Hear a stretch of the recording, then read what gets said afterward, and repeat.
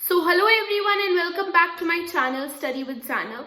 So today we are going to continue our previous chapter, that is life processes. In our previous class we did nutrition of life processes, and in this class we are going to do respiration of life processes. So what is respiration? So respiration can be broadly defined as the breakdown of organic compounds into simpler compounds accompanied by the release of energy in the form of ATP. अगर हम respiration को broadly देखेंगे तो वो कुछ नहीं है, जब हम organic compounds को simpler compounds में तोड़ देते हैं, break down कर देते हैं और उसके साथ energy release होती है. Energy किस form में release होती है? ATP के form में release होती है. ATP, adenosine triphosphate. So it is a biochemical process of stepwise oxidative breakdown of organic compounds inside the living cells. ये एक biochemical process है और ये steps में होता है. ये एक साथ ही इसमें steps follow होते हैं. So it is a biochemical process of stepwise oxidative breakdown of organic compounds inside the living cells, releasing small packets of energy at various steps. मतलब हर step पे थोड़ी थोड़ी energy इसमें release होती जाती है. It is the only process by which living organisms obtain energy for carrying out various metabolic activities of the body. ये एक लौता process है जिससे हम living organisms जो है energy को obtain करते हैं. हमें energy चाहिए होती है, हमें दिन भर बहुत सारे काम करने चाहिए, उसकी करने होते हैं, उसके लिए जो हमें energy है वो इसी respiration से हम लोग derive करते हैं. So it is the only process by which living organisms obtain energy for carrying out various metabolic activities of the body. Metabolic activities जो दिन भर हम लोग activities हमारी body में चल रही होती है जो हम करते हैं, all right? So energy liberated during oxidative breakdown of respiratory substrate is partly stored in ATP. जो इस वक्त इसकी oxidative breakdown के वक्त जो energy liberate होती है उसको हम partly ATP में adenosine triphosphate में store करके रख देते हैं. The rest is dissipated as heat. Since most often the substrate is glucose. सबसे ज़्यादा often जो substrate होता है तो glucose होता है. So the general equation for respiration can be written as कैसे? C6H12O6, that is glucose, plus 6O2 gives us 6 CO2 plus 6H2O plus energy. Energy 38 ATP molecules release होते हैं. कितने? 38 ATP molecules. अब जो respiration है वो भी तीन तरीके की हो सकती है. एक external respiration और इसको breathing बोलते हैं, एक transport of respiratory gases और एक internal respiration और tissue respiration. So external respiration क्या होती है और breathing हम जिसको बोलते हैं. So it refers to the mechanism by which air is brought into the body from the atmosphere and expulsion of CO2 from the body into the atmosphere. So it refers to the mechanism by which air is brought into the body from the atmosphere and expulsion of CO2 from the body into the atmosphere. The exchange of respiratory gases takes place at respiratory surfaces. The exchange of gases takes place at respiratory surfaces such as gills, fishes which होती है trachea, lungs, alright. Then the second one is transport of respiratory gases. Transport of respiratory gases, this phase involves transport of oxygen from respiratory surface to the body tissues and from the tissues to the respiratory surface. Alright, this phase involves transport of oxygen from respiratory surface to the body tissue and CO2 from the tissues to the respiratory surface. And in higher animals, it takes place mainly through blood. जो higher animals है उनमें mainly blood से होता है, जैसे कि हम. In higher animals, it takes place mainly through blood. Third, we have internal respiration or tissue respiration. So this phase of respiration involves consumption of oxygen by the body cells and production of CO2 as a result of oxidative processes resulting in the liberation of energy necessary for the biological work of the body. So these were the three types of respiration. Moving further. Now we have types of respiration. One person named as Sachs, in 1890, he discovered that respiration can occur with or without oxygen. Therefore, there are two types of respiration: aerobic respiration and anaerobic respiration. Air का मतलब होता है air and bios means life. So aerobic respiration. So it is the complete oxidative breakdown of respiratory substrates into carbon dioxide and water with the help of oxygen. Oxygen की मदद से जो है हम कार्बन डाइऑक्साइड और water में respiratory surface को break down कर देते हैं, उनको तोड़ देते हैं. So aerobic respiration is the usual mode of respiration in all higher organisms and most of the lower organisms. So aerobic respiration takes place both in cytoplasm and in the mitochondria of a cell. जो aerobic respiration है वो cytoplasm में भी होती है, वो mitochondria power house of the cell दोनों में होती है. ठीक है. Aerobic respiration takes place both in cytoplasm and in the mitochondria of a cell. So this is because it yields maximum amount of energy. ये क्यों होता है? क्योंकि इसमें maximum amount of energy yield होती है. The reason is that it yields maximum amount of energy. So इसकी हम वही सेम फॉर्मूला जो रेस्पिरेशन की होती है वही होती है. C6H12O6 plus 6O2 gives us 6CO2 plus 6H2O plus energy, और वो भी 38 ATP molecules में. So इसमें aerobic respiration में the energy is stored in the form of ATP, adenosine triphosphate के फॉर्म में जो एनर्जी को स्टोर करके रखा जाता है. Now aerobic respiration occurs in two steps. aerobic हो या anaerobic हो, वो दोनों दो स्टेप्स में होती है. एक आपका आता है glycolysis और दूसरा आता है आपका Krebs cycle. Now what is glycolysis? Glycolysis is the first step of respiration. Glycolysis is the first step of respiration which is common to both aerobic and anaerobic modes of respiration. It occurs in cytoplasm. ये cytoplasm में होता है. Glycolysis बच्चा cytoplasm में होता है. So it occurs in cytoplasm. किसमें होता है? cytoplasm में होता है. So it occurs in cytoplasm and does not require oxygen. Glycolysis में हमें ऑक्सीजन की कोई जरूरत नहीं होती. It occurs in cytoplasm and does not require oxygen. In this process, glucose, जो आपका ग्लूकोज होता है, in this process, glucose is converted into two molecules of pyruvate. Pyruvate को pyruvic acid भी बोल सकते हो. So in this process, glucose is converted into two molecules of pyruvate or pyruvic acid. So in this process, glucose is converted into two molecules of pyruvate or pyruvic acid, and very small amount of energy in the form of ATP is produced. जो glycolysis में बहुत ही कम amount of energy जो है ATP के form में produce की जाती है. And no oxygen is required for this step. इस स्टेप के लिए हमें किसी भी ऑक्सीजन की कोई जरूरत नहीं होती है. इसकी आप इक्वेशन कैसे लिख सकते हो? C6H12O6 जो कि ग्लूकोज है, साइटोप्लाज्म में हमने उसको किसमें कन्वर्ट कर दिया? पायरुवेट में कन्वर्ट कर दिया. पायरुवेट की formula C3H4O3. C3H4O3 is pyruvate or pyruvic acid. This was glycolysis. Then we have Krebs cycle. What is Krebs cycle? So Krebs cycle, after the glycolysis, the end product pyruvate or pyruvic acid is oxidated completely in the presence of oxygen. Glycolysis में हमें oxygen की जरूरत नहीं थी, लेकिन हमारा जो Krebs cycle है इसमें ऑक्सीजन की जरूरत है. ये presence of oxygen में होता है. So after the glycolysis, the end product pyruvate or pyruvic acid is oxidized completely in the presence of oxygen through a series of reactions to form carbon dioxide and water and releases energy in large quantity. इसमें बहुत ज्यादा हमने देखा कि glycolysis में बहुत कम energy release होती है, लेकिन क्रेब्स साइकिल में लार्ज क्वांटिटीज में जो है एनर्जी जो है रिलीज की जाती है. This is a cyclic process. ये जो प्रोसेस है साइकिल वाइज चलता रहता है. ठीक है.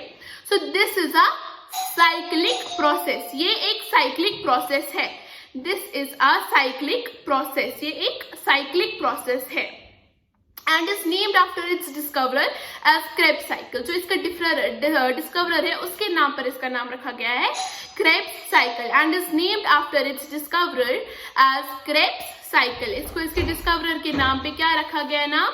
Krebs cycle and is named after its discoverer as Krebs cycle and is named after its discoverer as Krebs cycle. I hope it is clear.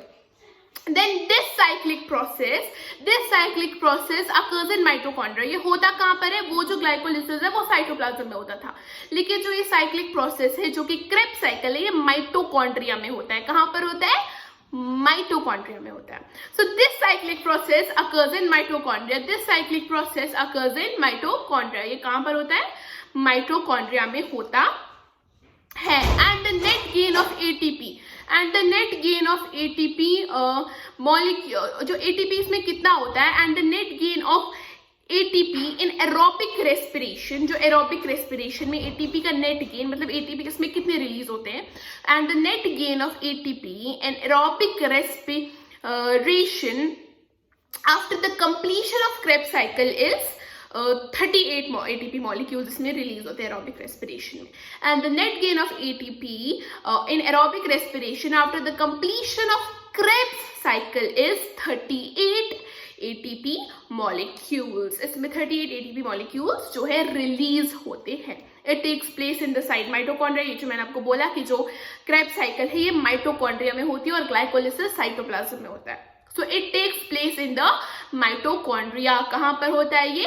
Mitochondria में होता है.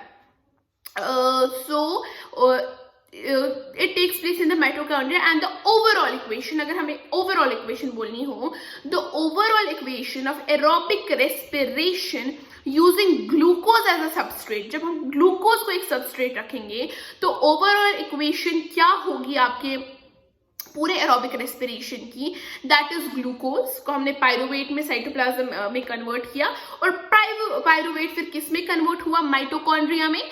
CO2 carbon dioxide plus H2O that is water, और energy release हुई 38 ATP molecules के form में.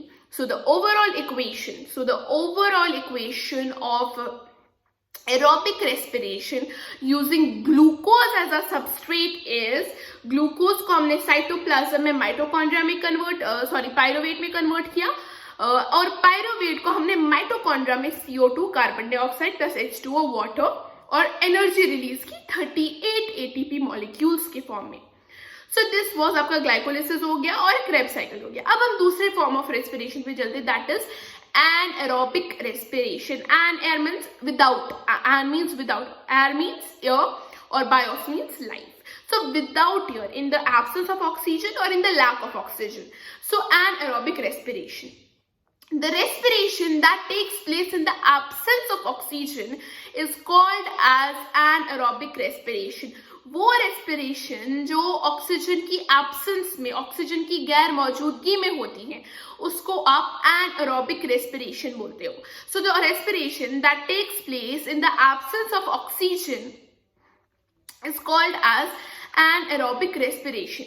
It results in the partial or incomplete oxidative breakdown of respiratory substrates and produces CO2. इसमें CO2 produce होता है और एथाइल अल्कोहल यानी कि एथनॉल और लैक्टिक एसिड इसमें प्रोड्यूस होता है and releases energy of small amount and जो इसमें and with the release of with the small amount of release of energy. इसमें जो एनर्जी है वो बहुत कम अमाउंट में रिलीज होती है, ठीक है, and with the small release of small amount of energy. इसमें जो एनर्जी है वो भी बहुत ज्यादा कम रिलीज होती है. Anaerobic respiration occurs entirely in cytoplasm. जो एनारोबिक रेस्पिरेशन है वो पूरी तरीके से मतलब ग्लूकोज जो पायरुवेट में कन्वर्ट है या पायरुवेट फिर CO2 में या एथनॉल में और लैक्टिक एसिड में जब कन्वर्ट होता है, वो सारे प्रोसेसेस इसमें साइटोप्लाज्म में ही होते हैं. So anaerobic respiration occurs entirely in cytoplasm. Anaerobic respiration occurs in in many lower organisms. For example, yeast हो सकता है, certain bacteria हो सकता है. So anaerobic respiration occurs in many lower organisms. For example, certain bacteria and yeast. In human, it occurs regularly in red blood cells and during heavy exercise in muscles. जब हम heavy exercise कर रहे होते हैं यानी कि straightened muscles में वो होती है, we exercise with the help of our straightened muscles. So जो ह्यूमन बींग्स में एनाएरोबिक रेस्पिरेशन कब होती है? In human body it occurs regularly in the red blood corpuscles, red blood cells में रेगुलरली हो रही होती हैं, और during heavy exercise in muscles, यानी कि स्ट्रेटेन मसल्स में. Now in certain bacteria and yeast में जो होता है, glucose is broken down into 2 molecules of pyruvate. Glucose को हम 2 मॉलिक्यूल्स ऑफ पायरुवेट में ब्रेक डाउन, उसको तोड़ देते हैं. So in certain bacteria and yeast, glucose is broken down into 2 molecules of pyruvate और pyruvic acid. Alright, the pyruvate converted is then converted into ethyl alcohol. इसको ethanol में change कर दिया जाता है. In case of muscle cells, the pyruvate is changed to lactic acid. Yeast और bacteria में जो पायरुवेट है वो किस में कन्वर्ट हो जाता है? The pyruvate converted is then converted into, वो आपका एथाइल अल्कोहल यानी कि एथनॉल में चेंज हो जाता है, और मसल सेल्स में वो लैक्टिक एसिड में चेंज हो जाता है. So in case of muscle cells, the pyruvate is changed to lactic acid when oxygen utilization is faster than its availability as during vigorous exercise. क्योंकि एक्सरसाइज के वक्त हमारी जो ऑक्सीजन की जो यूटिलाइजेशन है, जो जरूरत है, वो बढ़ जाती है. जितना कि एटमोस्फेयर में प्रेजेंट होता है उससे ज्यादा बढ़ जाती है, जिसकी वजह से जो पायरुवेट है वो लैक्टिक एसिड में कन्वर्ट हो जाता है. Clear? So in case of muscle cells, the pyruvate is changed to lactic acid when oxygen utilization is faster than its availability as during vigorous exercise. It creates an oxygen debt in the body. इससे oxygen की कमी हो जाती है body में, इसलिए हम हांफने लगते हैं एक्सरसाइज करने के वक्त, ऑलराइट, कोई भी फिजिकल एक्टिविटी करने के वक्त. So it creates an oxygen डेप्ट इन द बॉडी. इससे एक ऑक्सीजन की कमी हो जाती है बॉडी में. So no such change occurs in blood corpuscles. ऐसी कोई चेंज ब्लड कॉर्पसेल्स में नहीं होती है. सो नाउ हम लोग इसकी फॉर्मूला भी लिख सकते हैं कि यीस्ट में कैसे एनारोबिक रेस्पिरेशन हो सकती है और मसल्स में कैसे एनारोबिक रेस्पिरेशन होती है. तो यीस्ट में कैसे एनारोबिक रेस्पिरेशन होती है? ग्लूकोज को हम पायरुवेट में कन्वर्ट करते हैं. ये सारा जो आपका साइटोप्लाज्म में होता है, और उसमें कोई ऑक्सीजन की रिक्वायरमेंट नहीं होती है, because it is anaerobic respiration. तो ग्लूकोज को हम पायरुवेट में कन्वर्ट कर देते हैं. किस में कन्वर्ट करते हैं? साइटोप्लाज्म में कन्वर्ट करते हैं, नो O2 रिक्वायर्ड. और फिर पायरुवेट को हम किस में कन्वर्ट करते हैं? Ethanol plus CO2 plus energy. लेकिन इसमें बहुत कम एनर्जी रिलीज होती है as compare to aerobic respiration. Aerobic respiration में 38 ATP मॉलिक्यूल्स रिलीज होते हैं, वाइल एज आपके एनारोबिक रेस्पिरेशन में ओनली 2 ATP मॉलिक्यूल्स रिलीज होते हैं. सो यीस्ट की फॉर्मूला, यीस्ट में जब होती है एनारोबिक रेस्पिरेशन, तो ग्लूकोज को हम साइटोप्लाज्म में पायरुवेट में कन्वर्ट करते हैं, और साइटोप्लाज्म में ही हम पायरुवेट को एथनॉल प्लस CO2 और एनर्जी सिर्फ 2 ATP मॉलिक्यूल्स में रिलीज होती है. ये यीस्ट में होता है. इन मसल सेल्स में क्या होता है? यही ग्लूकोज को हम फिर से पायरुवेट में जब कन्वर्ट किया साइटोप्लाज्म में, वो पायरुवेट किस में? साइटोप्लाज्म में ही कन्वर्ट होता है, और उसमें कोई ऑक्सीजन की जरूरत नहीं होती है, क्योंकि ये एनारोबिक रेस्पिरेशन है विदाउट ऑक्सीजन. तो मसल सेल्स में पायरुवेट किस में कन्वर्ट हो जाता है? लैक्टिक एसिड, और एनर्जी रिलीज होती है ओनली 2 ATP मॉलिक्यूल्स के फॉर्म में. ओके, आगे चलते हैं. Now, लोगों को लगता है कि breathing and respiration is one of the same thing, but it is not. It has a huge difference in between them. तो अब हम डिफरेंस देखते हैं कि ब्रीदिंग और रेस्पिरेशन में डिफरेंस क्या है. ब्रीदिंग और रेस्पिरेशन एक दूसरे से अलग कैसे है? जो ब्रीदिंग है, breathing is inhaling oxygen and releasing carbon dioxide. While on the other hand, respiration involves breathing. Respiration में breathing भी होती है and oxidation of food with the release of energy. इसमें food को oxidize कर दिया जाता है और energy release की जाती है. Breathing, it is a physical process, and respiration, it is a biochemical process. Breathing, it is an extracellular process. ये extracellular process होता है, और respiration, it is an intracellular process. जो breathing में होता है, कोई enzymes की जरूरत नहीं होती है. So it does not, need any enzyme. It is on the other hand, जो respiration है, it is an enzyme mediated process. ये enzymes की मदद से ही होता है. And जो आपका breathing है, इसमें it involves a few organs like lungs. जो breathing होती है वो few organs जैसे कि lungs involve करती है, लेकिन respiration it involves every cell of the body. हर सेल में respiration होती है. So breathing it involves a few organs like lungs, and respiration it involves every cell of the body. अब हम डिफरेंशिएट करते हैं एरोबिक रेस्पिरेशन में और एनएरोबिक रेस्पिरेशन में. एरोबिक रेस्पिरेशन और एनएरोबिक रेस्पिरेशन में क्या डिफरेंस है? Talking about aerobic respiration. Aerobic respiration क्या होता है? It takes place in the presence of oxygen. Aerobic respiration obviously oxygen की प्रेजेंस में होता है. Anaerobic respiration it takes place in the absence of oxygen. ये कहां पर होता है? Absence of oxygen. ऑक्सीजन की लैक में या एब्सेंस में होता है. So it occurs partly in cytoplasm and partly in mitochondria. जो एरोबिक रेस्पिरेशन वो आधा माइटोकॉन्ड्रिया में होता है, आधा साइटोप्लाज्म में होता है. While on the other hand जो आपका anaerobic respiration है, it occurs in cytoplasm only. ये पूरा साइटोप्लाज्म में ही होता है. ठीक है. फिर आपका आता है glucose is partially completely broken down. Aerobic respiration में ग्लूकोज को पूरी तरीके से तोड़ देते हैं और पायरूवेट में कन्वर्ट करते हैं. So glucose is completely broken down. लेकिन एनारोबिक रेस्पिरेशन में ग्लूकोज को पार्शियली ब्रेक डाउन करते हैं. So glucose is partially broken down in anaerobic respiration. Aerobic respiration में the end products are CO2 and water, और anaerobic respiration में the end products are ethanol and CO2 और lactic acid. Ethanol किसके case में होता है? Yeast के case में या सर्टेन बैक्टीरिया के केस में होता है. और लैक्टिक एसिड आपके मसल सेल्स में होता है. ठीक है, during vigorous exercise, during heavy exercise in muscles. ठीक है. और एंड प्रोडक्ट्स जो एरोबिक रेस्पिरेशन के होते हैं आर इनऑर्गेनिक. और एनारोबिक रेस्पिरेशन में at least one and product is organic.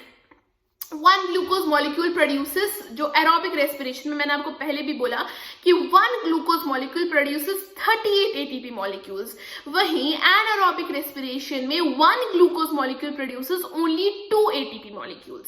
तो यहाँ पर हम देख सकते हैं कितनी अमाउंट में एरोबिक रेस्पिरेशन में एनर्जी रिलीज होती है, वाइल एज आपके एनारोबिक रेस्पिरेशन में सिर्फ 2 ATP मॉलिक्यूल्स जो में कन्वर्ट प्रोड्यूस करता है glucose. So one glucose molecule produces 38 ATP molecules in case of aerobic respiration, and in case of anaerobic respiration one glucose molecule produces only 2 ATP molecules. और it is the method of common respiration. जो आपका aerobic respiration है, it is the method of common respiration.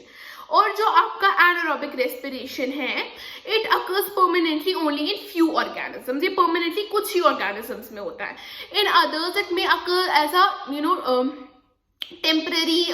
Temporary measure to overcome the shortage of oxygen. So anaerobic respiration, it occurs permanently only in few organisms. In others it may occur as a temporary measure to overcome shortage of oxygen. So I hope ये differences आपको clear हो गई होंगी. आगे चलते हैं. अब हम ह्यूमन बींग्स में रेस्पिरेशन कैसे होती है उसको थोड़ा ब्रॉडली देखते हैं. So mechanism of respiration in man. अब ह्यूमन बींग्स में, हम ह्यूमंस में रेस्पिरेशन कैसे होती है? So human beings are air breathers. हम हवा अंदर लेते हैं, right? Human beings are air breathers and use air for respiration. Respiration in human beings takes place through a special system. एक स्पेशल सिस्टम होता है हमारे अंदर जिसकी वजह से जो है रेस्पिरेशन हमारे अंदर टेक प्लेस करती है.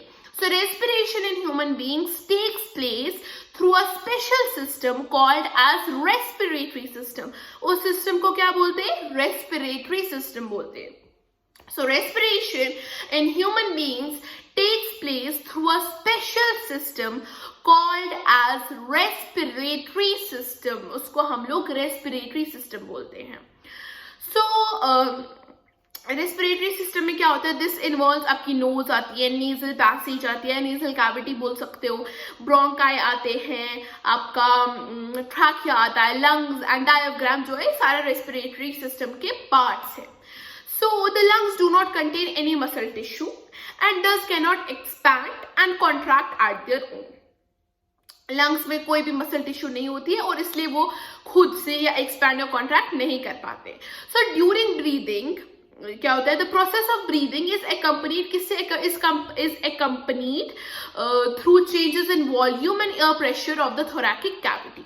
During breathing air enters into nasal chamber through knows.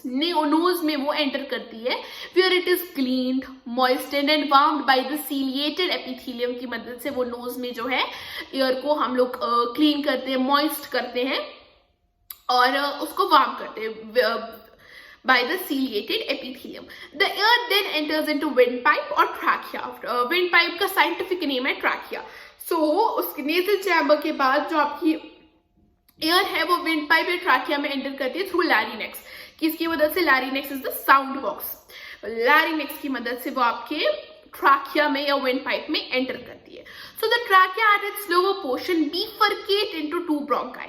जो ट्रैकिया होता है लोअर पोर्शन में इस तरीके से, आप अगर आप देखेंगे एक रेस्पिरेटरी सिस्टम ह्यूमन, वो इस तरीके से बिफरकेट फैल जाता है दो ब्रोंकाई में. सो ईच ब्रोंकस, हर एक ब्रोंकस क्या होता है, डिवाइड्स इन द लंग्स. हर एक ब्रोंकस, दो ब्रोंकस होते हैं, हर एक ब्रोंकस आपके एक लंग में डिवाइड किया जाता है.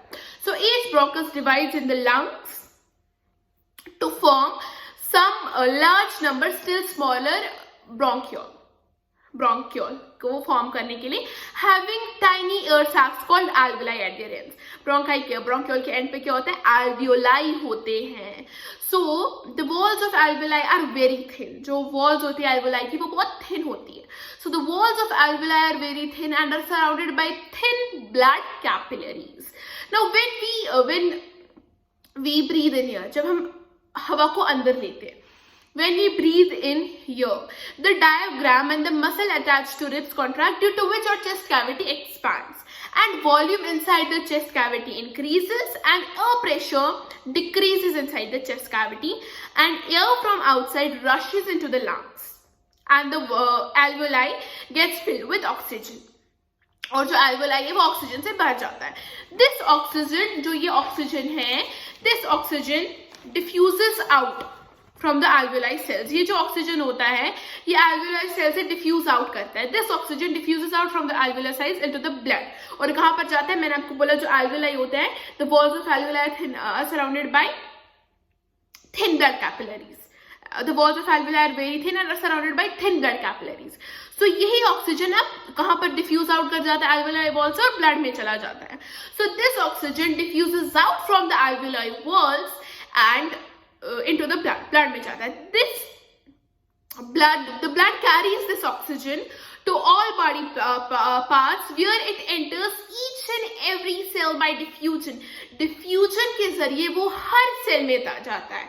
So the blood carries this oxygen to all body parts where it enters each and every cell by diffusion. मैंने आपको बोला पिछली क्लास में डिफ्यूजन किसको बोलते हैं, जब कोई चीज हायर कॉन्सेंट्रेशन से लोअर कॉन्सेंट्रेशन की तरफ आती है या लोअर कॉन्सेंट्रेशन से हायर कॉन्सेंट्रेशन की तरफ जाती है तो हम उसको डिफ्यूजन बोलते हैं.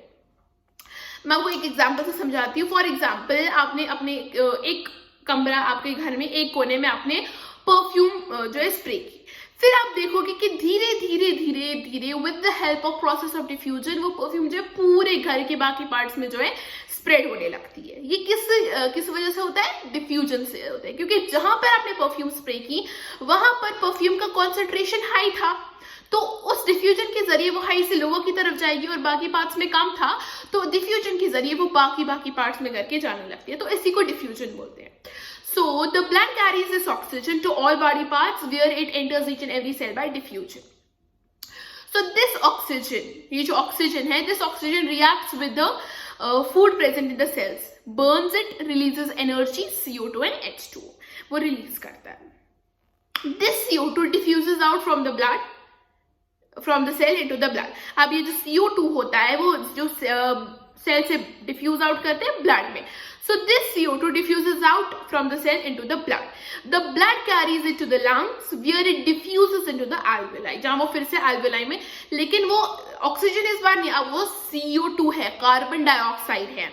So the blood carries it to the lungs where it diffuses into the alveoli. When we breathe out air, जब हम सांस बाहर छोड़ते हैं, when we breathe out air, the diaphragm contracts and air pressure inside the chest cavity increases. When we breathe out air, the diaphragm contracts and air pressure inside the chest cavity increases. Due to this, CO2 is pushed out from the alveoli into the trachea, lungs and then out of the body into the air. इसी वजह से हम जो है CO2 जो है हमारी body से कहाँ पर चला जाता है, हवा में चला जाता है. So I hope आपको पूरा रेस्पिरेशन इन मैन, कैसे हम लोग ब्रीथ करते हैं, कैसे रेस्पिरेशन मैकेनिज्म क्या है रेस्पिरेशन इन मैन का, क्लियर हो गया होगा. अब आगे चलते हैं. अब हम देखते हैं मैकेनिज्म ऑफ रेस्पिरेशन कुछ और एनिमल्स में. So there are different mechanisms for the process of respiration in different form of organisms. The mechanism of respiration in some of the organisms may be described as under. सबसे पहले हम बात करते हैं respiration in simple organisms. So in the simplest forms of life like amoeba, euglena, paramecium, algae and spirogyra, the respiratory gases may diffuse in and out of the body through general body surface, सीधे body surface के जरिए, ठीक है. अगर हम बात करें respiration in insects, insects में क्या होता है? In insects, the respiration of gases takes place through a system of internally air-filled tubules called trachea. उनको क्या बोलते हैं? ट्रैकिया बोलते हैं, ठीक है. Through a system of internally air filled tubules called trachea, उनको ट्रैकिया बोलते हैं. So these opens into exterior environment by ये किस तरीके से एक्सटीरियर एनवायरनमेंट में ओपन होते हैं, ऑक्सीजन अंदर कैसे लेते हैं, कार्बन डाइऑक्साइड बाहर कैसे छोड़ते हैं. So these opens into exterior environment by paired apertures called as spiracles. इनकी बॉडी पे स्पाइरिकल्स होते हैं जिससे जो है एक्सटीरियर एनवायरनमेंट में ओपन होते हैं, वो पेयर्ड स्ट्रक्चर्स, पेयर्ड अपर्चर्स होते हैं जिनको हम स्पाइरिकल्स बोलते हैं. So these tissues carry a directly into the body tissue. So these tissues carry it directly into the tissues of the body and bring out carbon dioxide out from them. यही tissues जो है air को, oxygen को body के अंदर लेते हैं, body tissues में लेते हैं और वहां से फिर कार्बन डाइऑक्साइड बाहर छोड़ते हैं. So these tissues carry it directly into the tissues of the body and bring out carbon dioxide out from them. अब हम बात करेंगे respiration in aquatic animals. Aquatic animals यानी कि fishes, prawns. So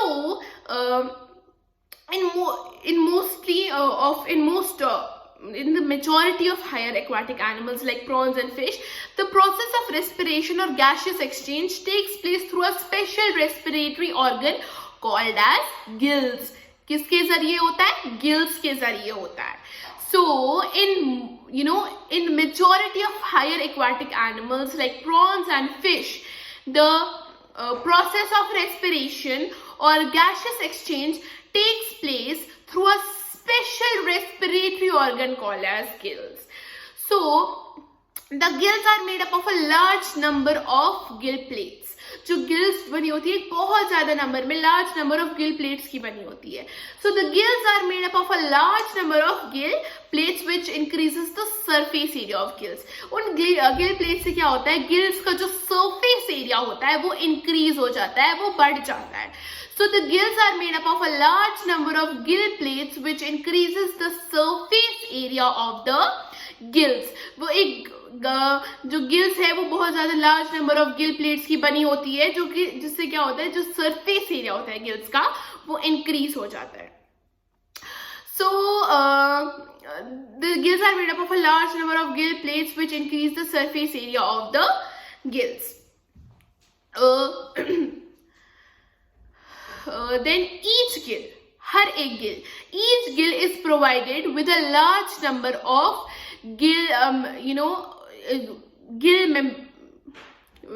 large number of membranous gill lamellae. हर एक गिल में एक membranous gill lamellae, large number of membranous gill lamellae provide होते हैं. So each gill is provided with a large number of membranous gill lamellae. The fold of the gill absorb dissolved oxygen from water when it moves over them, and carbon dioxide from the blood goes into the water.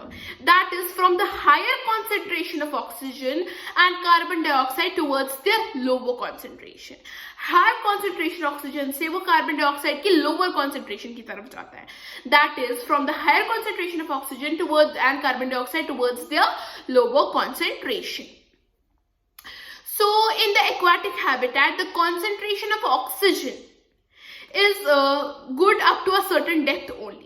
जो oxygen की concentration होती है aquatic habitat में certain depth तक ही अच्छी होती है, is good up to a certain depth only. Moreover, as oxygen is dissolved in water, so taking oxygen from there is not a very efficient method. और oxygen जो है पानी में घुला हुआ होता है, तो वहां से ऑक्सीजन लेना एक उतना efficient method नहीं है. Moreover, as oxygen is dissolved in water, so taking oxygen from there is not a very efficient method. In the terrestrial habitat, oxygen is available in free form. Habitat में हम जो terrestrial organisms होते हैं उनमें जो है oxygen जो हवा में फ्री फॉर्म में absorb होता है, available होता है. So it is easier to absorb by organism, जिससे कि है वो ऑक्सीजन जो है हवा से absorb करना ज्यादा easy होता है. so it is easier to absorb by organisms. This is more efficient. This is more efficient, so the terrestrial organisms can facilitate better utilization. So the terrestrial organisms can facilitate better utilization of food by way of respiration. Now air contains more oxygen than water. Obviously air में जो होता है हवा की comparison में ज़्यादा oxygen होता है, पानी की कंपैरिजन में ज्यादा ऑक्सीजन होता है. So air contains more oxygen as compare to water. Since the content of oxygen in air is high, the terrestrial organisms do not have to breathe faster to get more oxygen. इसलिए आपने देखा होगा जो fish है पानी में सिर्फ कर रही होती है, वो पानी नहीं पी रही होती है, वो रेस्पिरेशन कर रही होती है, जो कि फिर गिल्स के थ्रू बाहर चला जाता है. सो जो हमारे जो ऑक्सीजन का जो कंटेंट होता है हवा में वो एज कम्पेयर टू वाटर ज्यादा होता है. So the terrestrial organisms do not have to breathe faster to get more oxygen, while as fish को ज्यादा जो है फास्टर ब्रीथ करना पड़ता है ताकि उनको ज्यादा ऑक्सीजन मिल पाए. ऑलराइट, सो आई होप ये पॉइंट आपको क्लियर हो गया होगा कि फिशेज ऐसे ऐसे बार बार अपना मुंह ऐसे ऐसे क्यों कर रही होती है. They are not drinking water but they are respiration, they are doing the process of respiration. Therefore, unlike aquatic animals, terrestrial organisms do not need adaptations for gaseous exchange. इसलिए हमें गिल्स वगैरह की जरूरत नहीं होती है gaseous exchange के लिए. Alright, so this was respiration in aquatic animals. अब respiration in plants. Plants में respiration कैसे होता है? In plants में क्या होता है? In plants, the gaseous exchange or respiration जो होता है takes place through the stomata of the leaves. वो stomata, जो leaves में stomata होते हैं उससे होता है. Takes place through the stomata of the leaves. और जो woody stems में lenticles की मदद से होता है. So lenticles of woody stems and surface of the roots में lenticles की वजह से होता है. So the air is diffused. The diffused air passes through the stomatal openings into the mesophyll cells of the leaves. जो diffused air है वो stomatal openings में pass करती है. The diffused air passes into the stomatal openings into the mesophyll cells of the leaves. Similarly, diffused जो air होती है, air is diffused in through the small microscopic openings in stems and roots of a plant, and carbon dioxide is diffused out into the outer atmosphere or soil.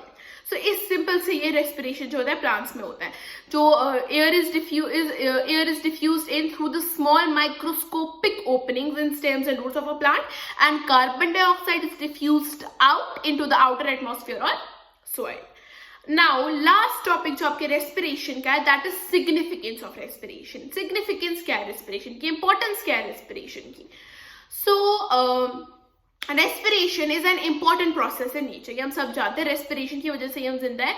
So respiration is an important process in nature. Respiration की मदद से हम सांस लेते हैं.